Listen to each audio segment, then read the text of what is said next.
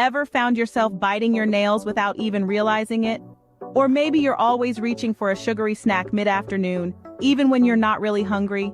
We've all been there, battling with habits that seem to have a mind of their own.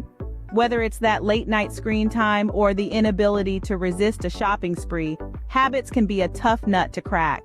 However, if we delve into the psychology behind them, we might just find the key to managing them. Habits can be tricky to manage, but understanding the psychology behind them can be a game changer.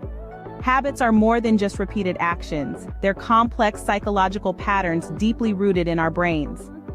Now let's delve into the fascinating world of psychology and understand how these patterns take shape. Habits, good or bad, are formed through a process known as habituation. This is our brain's way of automating tasks to save mental energy. Imagine, for instance, the first time you rode a bicycle. Remember the concentration it required? But as you practiced more, the process became automatic. That's your brain forming a habit. But how does our brain decide what to turn into a habit? That's where the reward system comes in. This system, located in a part of the brain called the basal ganglia, rewards us with a dose of feel-good chemicals like dopamine when we perform certain actions. Over time, our brain starts associating these actions with pleasure, and voila, a habit is born. This brings us to the concept of habit loops. A habit loop consists of three parts: the cue, the routine, and the reward.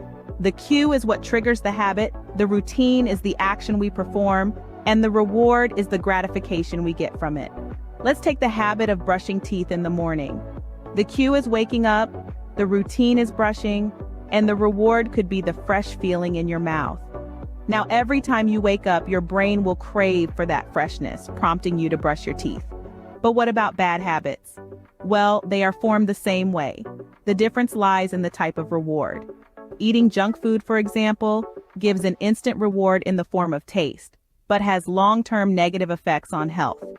Finally, let's talk about triggers and reinforcements. A trigger is something that initiates a habit, while a reinforcement strengthens it.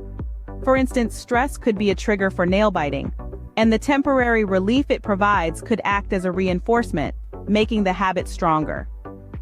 So, habits are not just about willpower, they're about understanding and manipulating the psychological mechanisms that drive them. Now that we know how habits work, let's talk about how to break the bad ones. The first step to breaking a bad habit is identifying your triggers. What sets off your habit? Is it stress? Boredom? Once you've identified your triggers, you can start to replace your bad habit with a healthier, more positive one. For example, if you tend to bite your nails when you're nervous, try carrying a stress ball or a fidget spinner instead. The idea is to give your hands something else to do. Next, consider changing your environment. If you usually snack on junk food while watching TV, try moving the snacks out of sight or watching TV in a different room. Small changes can make a big difference. And remember, breaking a bad habit is no small feat. It takes time and consistency. Don't be discouraged if you stumble along the way. Remember, breaking a bad habit is not an overnight process. It's a journey that requires patience and persistence. Just as there are strategies for breaking bad habits, there are also ways to form good ones. One of the most effective ways is to set clear, attainable goals. It's not enough to say, I want to be healthier. Instead, be specific. For example, I will walk for 30 minutes 3 times a week. Starting small is also crucial.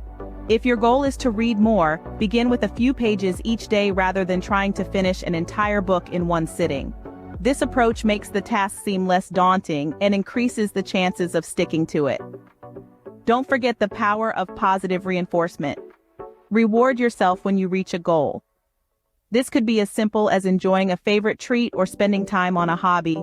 Perhaps the most important ingredient in habit formation is consistency. Remember, it takes time for a new behavior to become automatic. So stick with it. Forming a good habit can be as challenging as breaking a bad one. But with understanding and effort, it's entirely achievable. So, we've explored the psychology of habits and how to manage them. But what's next? It's time to put these strategies into action. Patience is key here. Change won't happen overnight. But with consistency, you'll start to see the fruits of your efforts. The journey towards better habits is a long-term investment with lifelong benefits. It's about transforming your life one decision at a time. Remember, every habit started as a single decision. So make the decision to start your journey towards better habits today.